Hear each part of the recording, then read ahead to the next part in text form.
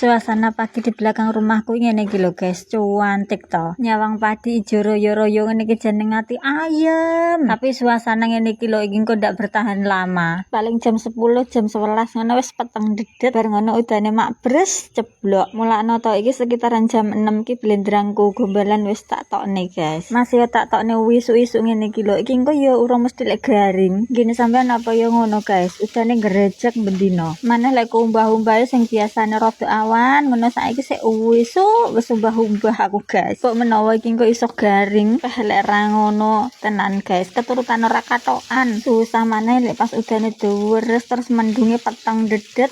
Bocah sekolah urung teko ngomah. Ya Allah, kaya arep nyapa-nyapa iki lho ra tenang. Kaya dik wingi guys, sampai jam 4 sore si kakak kok urung wasul. Padahal biasane iki jam 3 sore ngono ki wis teko ngomah. Nyawang mendung ki puweteng dedet. Dan iki deres wong tuwek ngendi jajale sing ora bingung. Akhirnya 4:30 iki kok teko ngomah. Terus ngomong, "Bu, aku numpak motor kok ora penak kok iya tiut kudu tiba ki nyapa to?" Dadi beresani bakno ki bane bocor, guys.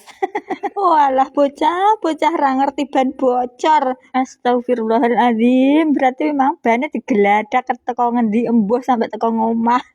Wes amoh bane. Tapi enak lho guys yang paling bahagia lepas banjir ngene iki. Sopo? Adek Asika.